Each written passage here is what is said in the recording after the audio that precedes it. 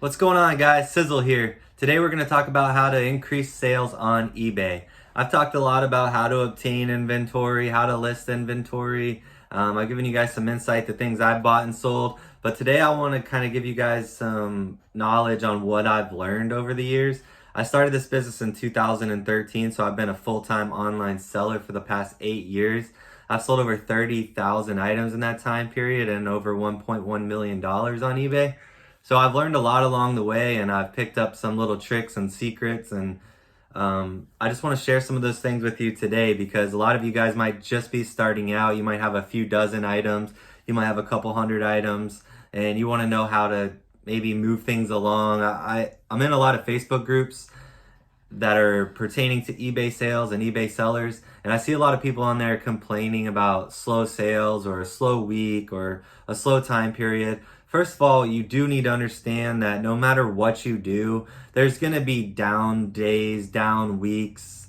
Some weeks I'll sell $2,000 and then the next week I'll sell $6,000. So you're going to have like a little bit of a roller coaster ride, and that's one of the downsides about being an entrepreneur.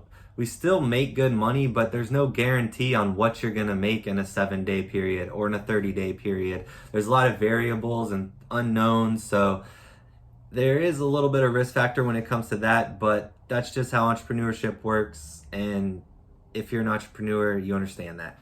But anyway, we'll move into how to increase your sales on eBay. So eBay has an algorithm. A lot of people don't know how the algorithm works. I personally can only share with you guys what I've learned over the years and how I think the algorithm works. I don't have any like concrete details on exactly how eBay's algorithm works, but I do want to share some stuff with you guys on what I've picked up over the years, just having hundreds to 1,000 plus items listed at a time. You have such a large sample size that when you do things, you can see whether they work or whether they don't, whether you get results or increase sales. So I'll tell you guys what's worked for me over the years and how to increase your sales.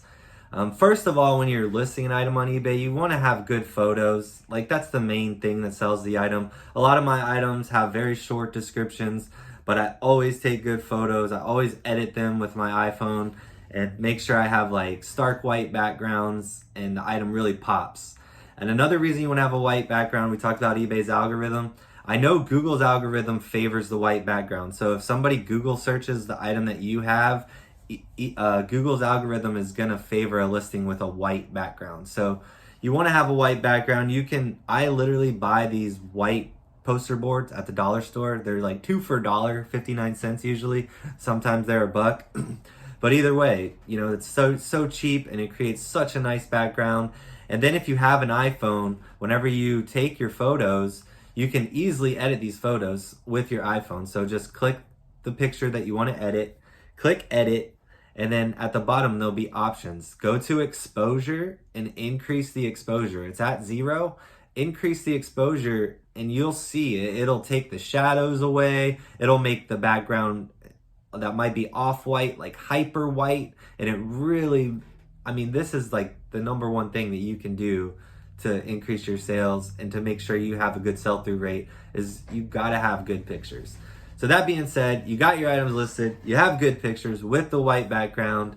Some things you've had listed for months, some things you might have had listed for a year, and you want to get rid of some of this stuff. So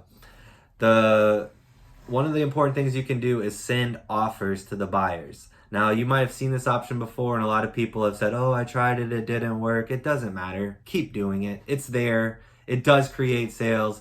I do it all the time. And sometimes, since I have, 600 items listed right now, I can go in and I might have gone 3 or 4 days without sending offers. If it was up to me, I'd do it every day. But in a perfect world, I don't have that time to do that every single day. So say 3 or 4 days go by, I might have 80 to 100 items that I can send offers on.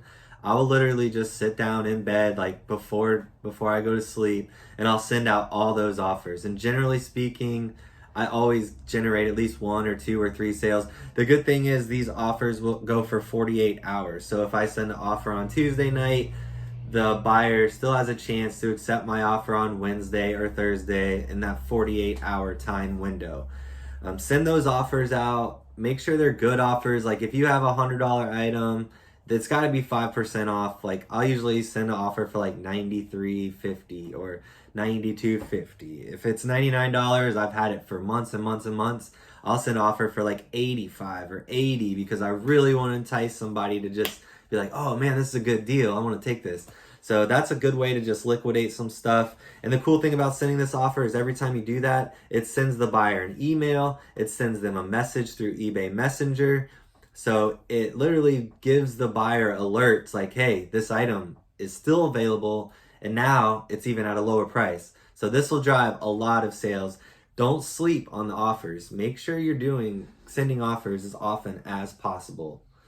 Another thing is answering questions. Over the years, I've noticed that people will ask me a question about an item. I'll answer their question, and within an hour or two, that item will sell to a different buyer. And so what I've gathered from that is that when somebody's asking you about an item and you're responding, eBay's algorithm will move that item back up in search results because by somebody asking you a question about your item, it's telling eBay that, hey, buyers are clicking on this item, they're interested, they're asking questions, so we're going to give it a little bit more exposure. So oftentimes I'll get a question, I'll answer the question, and boom, I'll get the sale later to somebody different. So the answering questions in a timely manner is important, but also know that when people ask you questions, as annoying as they might be sometimes, they're actually doing you a favor and bumping you up in search results. So don't get mad about those questions and answer them in a timely manner. eBay likes an active account, so they like you to be answering questions, and more importantly, they like you to be listing items. The more items you're listing, the more active your account is, the better it's going to be overall for your older items. Sometimes I might take a vacation for 5 days and I can see my sales the first couple days, they're good. And then as time goes by, my account is less active as each day goes by. I'll get like a notch down in sales. And I know what eBay's doing. That's eBay thinking that my store has been dormant for a few days. So it might make them a little bit concerned or something. So the algorithm just works that way to kind of put my store a little bit less, drop my items maybe a little bit more. Then I come back, I start listing a bunch of items, I start answering questions, being more active, and then I can see the sales increase and increase and increase. So it's really important to be listing as often as possible. A lot of you guys are doing this as a side hustle, but maybe you could make it a point to try to list 1 item a day or 2 items a day. Or you can, if you have a day off, you can make like 20 drafts on your phone or 10 drafts, whatever you have time to do.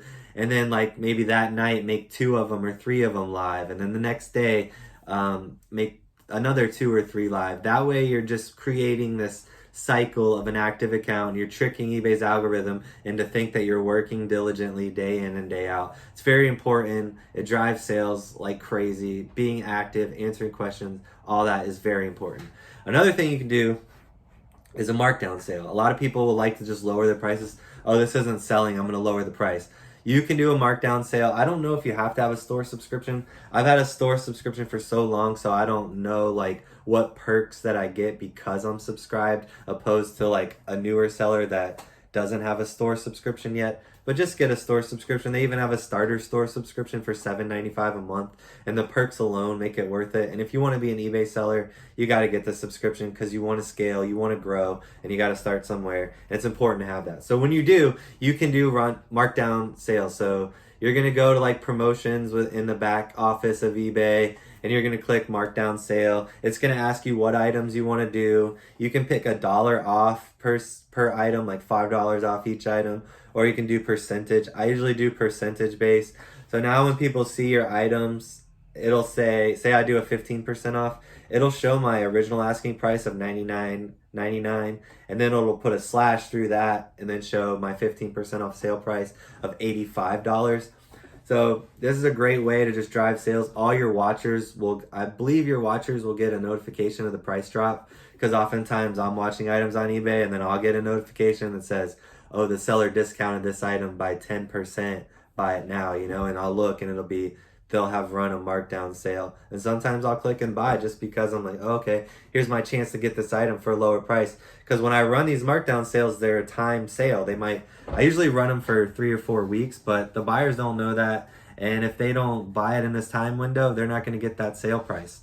So it's a really good way to just drive sales. Instead of just slashing your prices, you can do the markdown sale temporarily and then have a nice sale, drive traffic to your store, get some new watchers on the items, and hopefully get a lot of sales. Every time I do it, I'll do hundreds of items at a time, and that night and the next day, in the short time period after I run this markdown sales, I'll just get a plethora of sales. I'll just get an increase in sales. And when I look, it's all items that I've just recently put on sales. I might put half my store on sale and then boom, get a bunch of sales, and they're all from those markdown sales. I'll notice like 9 out of 10 of the sales I get are ones that were just recently marked down, which shows you that the algorithm likes the markdown sale. The buyers like to get things for a deal, just like all of us do. So that's a really good way. We got a couple more. We're almost done here. Another way you could do is, say you do the markdown sale and then your prices go back to normal. At that point, you can go in and just slash your prices. Like, you've already tried to put these things on sale. Maybe they're just priced too high. So then what I'll do is, once the sale's over, I'll go in and I'll just lower the prices on everything that has been listed for, say, over 30 days. If it's 99, I'll make it 89. Whatever you're comfortable with lowering your prices, but just actively be in there and, monitoring what you have listed. And if the markdown sale didn't work, mark down the actual price, slash those prices, and then give that a week or two to see what happens. And then after that week or two goes by, now you can run a new markdown sale on your new markdown prices. So now your prices at the next markdown sale will be lower than they ever have, and you're not just mimicking the markdown sale you had before. You're actually consistently notching down the prices on the items that aren't selling, because if an item's not selling for $70 for months and months and months, you have to drop the price to, say, $60 or $55. You just got to get it out, get it on there. So do that. And then the last thing is promoted listings. A lot of people hate promoted listings because they call eBay fee-bay. There's a lot of fees associated with eBay. I think it's worth it, 100% worth it. Don't worry about the fees. Don't sweat the fees. Please don't sweat the fees. Like, I made it a very point, like a year or two in my business, I was always worried. I'm like, oh no, I got $700, $800, $1,000 in fees this month. This is scary. Well, at some point I was just like, I'm not going to worry about fees. I'm just going to worry about the process. I'm going to trust the process. I'm going to buy good items. I'm going to list these items. I'm going to sell as much as humanly possible. And I don't care about these fees on the back end. Because honestly, overall, it's about 13% of your revenue, maybe closer to 15% if you're running promotions and things like that. But I mean, if say I sell $20,000 in a month, that 13% is only a small portion of my net profit. So it's just the cost of doing business, and it's the way it works. And it's scaled up, like if you're selling a lot of items, you're going to have more fees. If you're selling less items, you're going to have less fees, but it's still in proportion to what you're selling. It's always going to be around 15%. But anyway, promoted listings. I say promoted listings. eBay's going to suggest, when you go to promote listings, they're going to suggest you promote at 5%, 8%, 9%. A lot of people, the minimum is 1%. A lot of people only promote at 1%. Just because they want to have the perks of promoting and they want to be at the top of the page. When you promote your listing, it moves you up to the top of the page. Maybe for a short period of time. You're promoted within, you're promoted with a bunch of other sellers. So it's kind of cycling their promoted listing to the top, your promoted listing to the top, but you get time and your items moving back up to the top where it's getting a lot more impressions. An impression is where just somebody can see it in their search results. So you're not buried in the back of the page 10 because your item's been listed for a year. You can promote the item, get it back to the top of the page. So eBay's going to suggest that you promote at 5, 8, 10%. Do not listen to their suggestions. I usually do 1.1%, 1.2%, and I think the most I've ever done is 1.3% when I'm doing hundreds of items at a time. Then you're getting the perks of the promotion. You're not giving eBay too much in fees, and it drives sales like crazy. Every time I promote, I'll promote hundreds of items at a time, and I'll just get an increase or an uptick in sales almost immediately. So it's just a great way to increase sales. But anyway, that's about it in a nutshell, ways that you can increase your sales on eBay. I hope you guys learned something today. I hope maybe one or two of these tips and tricks can help you in your journey, and just keep getting out there, sourcing, listing, and doing everything else I said in this video, and you're guaranteed to be successful. It just takes diligent, hard work. Don't give in. Don't give up. Times are tough sometimes. It's going to suck a little bit here and there. It's not always fun. But if you're truly passionate about this business, just don't stop. Trust the process, and I promise you, you will be successful in this business. My name's Justin. I make videos like this all the time. So if you haven't seen my previous videos, check those out. Like, share, subscribe, all that good stuff. Smash the notification bell so when I make new videos, you'll get notified. But anyways, this video is running a little bit long, so if you made it this far, I really appreciate you watching. I'll be making more videos in the near future, so stay tuned. Appreciate it. Peace.